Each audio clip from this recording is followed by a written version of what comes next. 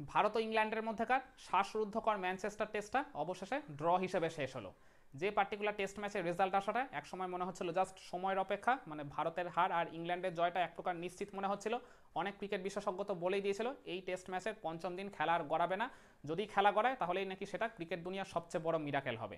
কিন্তু তারপরেও খেলা পঞ্চম দিনেও গড়িয়েছে আর এই টেস্ট ম্যাচটা ড্র অবস্থায় বা অমীমাংসিত অবস্থাতেই শেষ হয়েছে।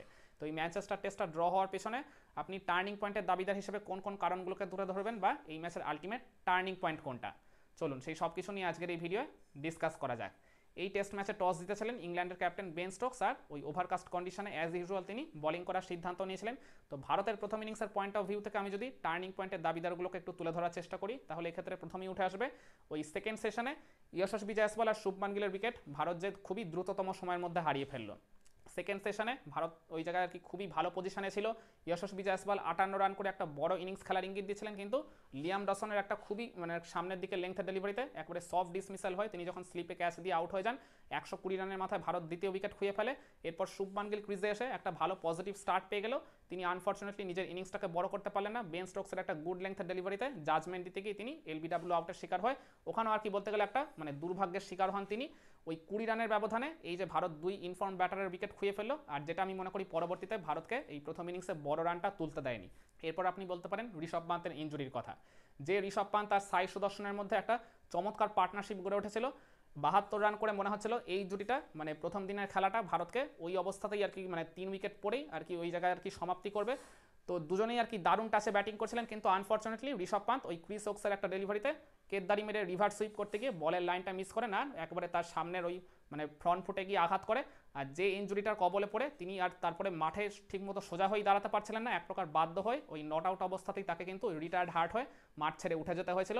আর তার ওই ইঞ্জুরিটার জন্য বা তার ওই মানে রিটায়ার্ড হার্ট হয়ে উঠে যাওয়ার জন্য কিন্তু ভারতের ওই ইনিংসে একটা রিদিমে অনেক বড় একটা মানে আঘাত ঘটেছিল বলতে পারেন। কারণ সাই সুদর্শন ঋষভ পান্তের সাথে যখন ব্যাটিং করছিলেন খুবই সাবধানী হয়ে ব্যাটিং করছিলেন, কোনো রকম ঝুঁকি নিচ্ছিলেন না, কিন্তু মানে ঋষভ পান্ত ক্রিজে থাকলে তিনি তো অ্যাটাক করে ওই রান তোলার কাজটা করে যেতেন। তো সাই সুদর্শন হাফ সেঞ্চুরি পাওয়ার পর তিনি ওই ঋষভ পান্তের মতো একটা আর কি বড় শট খেলতে গিয়ে ওই দ্রুত রান তোলার চেষ্টা করতে গেলেন, আর তখনই বেন স্টোকসের ওই শর্ট পিচ ডেলিভারিটাকে তিনি ওই ফাইন লেগ দিয়ে ক্লিয়ার করতে গিয়ে মিস টাইমড হয়ে ওই জায়গায় নিজের উইকেটটা খুঁয়ে ফেলেন। আর যার জন্য আমি মনে করি ঋষভ পান্তের ইঞ্জুরিটাই প্রবলভাবে দায়ী ছিল। আর এরপর আপনি বলতে পারেন ভারতের প্রথম ইনিংসের শেষের দিকে যে একটা ভয়ঙ্কর রকমের ব্যাটিং বিপর্যয় হয়েছে। শেষ 5 উইকেট ইন্ডিয়া খুঁয়েছিল মাত্র 44 রানের ভেতরে, শেষ 4 উইকেটের হিসাব করলে দাঁড়াবে 21 রানের ভেতরে তারা লাস্ট 4টা উইকেট খুঁয়েছিল। ডেফিনেটলি মানে এই 358 রানে যখন অল আউট হয়ে গেছে টিম ইন্ডিয়া একটা ভালো অবস্থানে থেকেও শেষের দিকের এই ব্যাটিং বিপর্যয়টাকেও আপনি এই ম্যাচের টার্নিং পয়েন্টের দাবিদার হিসেবে তুলে ধরতে পারেন। এরপর ইংল্যান্ডের প্রথম ইনিংসের পয়েন্ট অফ ভিউ থেকে আমরা যদি টার্নিং পয়েন্টের মানে হিসাবগুলোকে একটু মানে জাজ করার চেষ্টা করি, তাহলে প্রথমেই উঠে আসবে তাদের ওই ওপেনিংয়ে জ্যাক ক্রলি আর বেন ড্যাকেটের মধ্যে যে 166 রানের পার্টনারশিপটা গড়ে উঠলো। এই জুটিটাই আর কি ওই জায়গায় নিশ্চিত করে দিয়েছিল যে ইংল্যান্ড প্রথম ইনিংসে ভারতের রানের কাছাকাছি একটা মানে টোটাল তুলতে চলেছে বা ভারতের রানকে তারা ছাপিয়ে যাওয়ার ক্ষমতা রাখে। ডেফিনেটলি এই শুরুর এই 166 রানের পার্টনারশিপটাকে আপনি এই ম্যাচের টার্নিং পয়েন্টের দাবিদার হিসেবে তুলে ধরতে পারেন। কিংবা এরপর বলতে পারেন ওই থার্ড উইকেটে জো রুট আর অলি পোপের মধ্যে যে আবার একটা 144 রানের ফ্যান্টাস্টিক পার্টনারশিপ গড়ে উঠলো। এই জুটিটা ওই জায়গায় নিশ্চয়তা দিয়েছিল ইংল্যান্ড ভারতের থেকে প্রথম ইনিংসে লিড নিতে যাচ্ছে। আর দুজনেই চমৎকার যেরকম ছন্দে ব্যাটিং করেছেন, এই পার্টনারশিপটাকেও আপনি এই ম্যাচের টার্নিং পয়েন্টের দাবিদার হিসেবে তুলে ধরতে পারেন। কিংবা এর পরবর্তীতে ওই জো রুট আর বেন স্টোকসের মধ্যে যে 142 রানের আরেকটা যে ম্যামথ পার্টনারশিপ গড়ে উঠলো, আর যে জুটিটার উপর ভর করে বলতে পারেন ইংল্যান্ড প্রথম ইনিংসে ভারতের থেকে একটা বেশ বড়সড় লিড নিয়ে ফেললো, মানে রানটাকে এক প্রকার ধরাছোঁয়ার বাইরেই নিয়ে চলে গেল টিম ইন্ডিয়ার থেকে। এই জুটিটাকেও আপনি ডেফিনেটলি এই ম্যাচের টার্নিং পয়েন্টের দাবিদার হিসেবে তুলে ধরতে পারেন। এরপর আপনি বলতে পারেন ওই আনশুল কম্বোজ একটা খুব ভালো ক্যাচের চান্স ক্রিয়েট করেছিলেন ওই অলিপোপের এগেনস্টে থার্ড ডের খেলাতে। মানে তখন অলিপোপ 48 রানে ব্যাটিং করছিলেন, আর অলিপোপ আর জো রুটের তখন পার্টনারশিপটা কিন্তু 100 রানের গন্ডিও টপকায়নি। ওই জায়গায় ক্যাচের সহজ সুযোগটা পেয়ে ভারতের উইকেট কিপার ধ্রুব জুরেল সেটাকে গ্র্যাব করতে পারলেন না। ওইখানে যদি ধ্রুব জুরেল ক্যাচটা গ্র্যাব করে অলিপোপকে ওই মোমেন্টে যদি প্যাভিলিয়নে ফেরত পাঠিয়ে দিতেন, তাহলে কিন্তু আমি স্টিল মনে করি ইংল্যান্ডকে কিন্তু প্রথম ইনিংসে ভারত এই এত রানও কনসিড করতো না, এই মানে 500 বা 550 ভেতরেই তারা অল আউট করে দিলেও দিতে পারতো।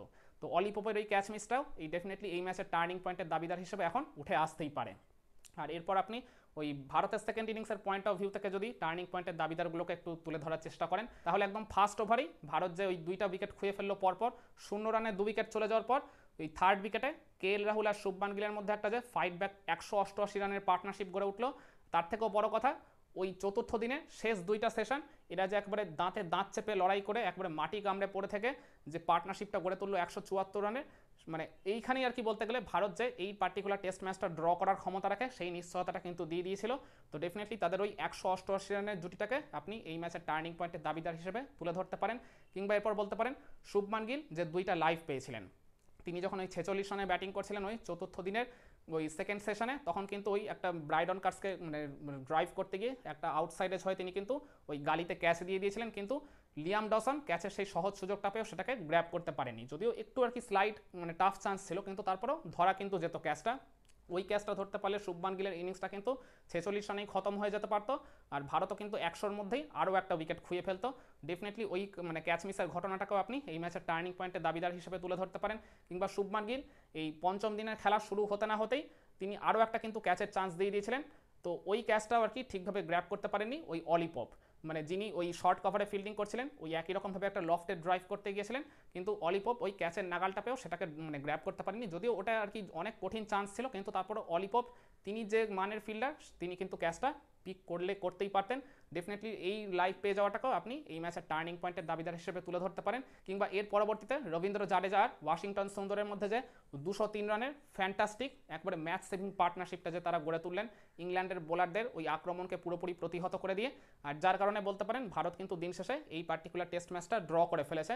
তো এই 203 রানের পার্টনারশিপটাকেও আপনি এই ম্যাচের টার্নিং পয়েন্টের দাবিদার হিসেবে তুলে ধরতে পারেন।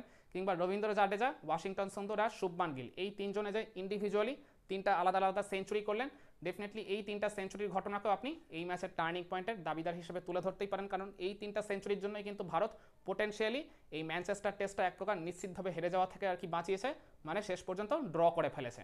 কিন্তু আমার কাছে এই সব কিছু পেরিয়ে এই পার্টিকুলার টেস্ট ম্যাচের যেটা আলটিমেট টার্নিং পয়েন্ট মনে হয় কোনটা জানেন, সেটা হচ্ছে ওই রবীন্দ্র জাডেজার ক্যাচ মিস। শেষ দিন রবীন্দ্র জাডেজা যখন ব্যাটিং করতে নেমেছিলেন ওই শুভমান গিলের উইকেটটা চলে যাওয়ার পর তিনি তার ফেস করা প্রথম ডেলিভারিতেই একটা কিন্তু ক্যাচ দিয়ে দিয়েছিলেন স্লিপ কর্ডনে। ওই জোফরা আর্চারের ওই পার্টিকুলার ডেলিভারিটাকে তিনি আউটসাইডে হয়ে মানে ওই ফার্স্ট স্লিপে যখন ওই জো রুটের কাছে ক্যাচটা দিয়ে দিয়েছিলেন, একবারে ক্যাচের সহজ সুযোগটা পেয়েও জো রুট কিন্তু সেটাকে গ্র্যাব করতে পারেনি, তিনটা অ্যাটেম্প্ট নিয়েও তিনি কিন্তু সেটাকে আলটিমেটলি আর তালুবন্দি করতে পারেননি। ওই যে একটা বিগ লাইফ পেয়ে গেলেন রবীন্দ্র জাডেজা, সেটাকেই তিনি ওই পড়ে পাওয়া সুযোগটাকে কাজে লাগিয়ে তারপর নিজে যেমন সেঞ্চুরির ইনিংসটা খেললেন, ডিফেন্স করার পাশাপাশি পাল্টা কাউন্টার অ্যাটাক করে ইংল্যান্ডের বোলারদের লাইন লেন্থ এলোমেলো করে দিয়েছিলেন, আর তার সাথে ওয়াশিংটন সুন্দরকে সঙ্গে নিয়ে ওই 203 রানের ফ্যান্টাস্টিক পার্টনারশিপটা গড়ে শেষ পর্যন্ত এই টেস্ট ম্যাচটা ভারতকে ড্র করতে তিনি সাহায্য করেছেন। রবীন্দ্র জাডেজার ওই ক্যাচটা যদি শুরুতেই ওই জোরুট ধরে ফেলতে পারতো, ভারত আরও একটা উইকেট খুঁয়ে ফেলতো, আর তাহলে আমি মনে করি এর পরের দিকে যে ভারতের ব্যাটাররা ছিলেন, ঋষভ পান্ত পুরোপুরি ফিট ছিলেন না, তার ওই ফুট ইঞ্জুরির জন্য তিনি মানে ইতিমধ্যেই ছিটকে গেছেন, আর এছাড়া তার পরবর্তীতে একমাত্র শার্দুল ঠাকুর ছিলেন যার স্টেবিলিটি নিয়ে কিন্তু মানে যথেষ্ট প্রশ্নচিহ্ন উঠে যায়। তো রবীন্দ্র জাডেজার ওয়াশিংটন সুন্দরী কিন্তু হিসাব মতো দেখতে গেলে শেষ পোটেনশিয়াল ব্যাটার ছিল, আর এই দুজনের উইকেটটাই কিন্তু শেষ পর্যন্ত ইংল্যান্ড তুলতে পারেনি। আর জাডেজার উইকেটটা যদি ওই জায়গায় পড়ে যেত তাহলে আমি এখনও স্টিল মনে করছি যে ভারত হয়তো বা শেষ দিন লড়াই করে হলেও এই টেস্ট ম্যাচটা হেরেই যেত দিন শেষে। তো সব কিছু পেরিয়ে এই ম্যানচেস্টার টেস্টের পঞ্চম দিনে ওই লাঞ্চ ব্রেকের ঠিক আগে আগে জোরুট যে রবীন্দ্র জাডেজার ক্যাচটা মিস করলেন, সেটাকে আমি মনে করি এই পার্টিকুলার ম্যানচেস্টার টেস্টটা ড্র হওয়ার পেছনে আলটিমেট টার্নিং পয়েন্ট। একমত হবেন নাকি আপনার কাছে এই ম্যাচের টার্নিং পয়েন্ট অন্য কিছু ছিল? কমেন্ট করে আপনার মতামতটা জানাতে পারেন।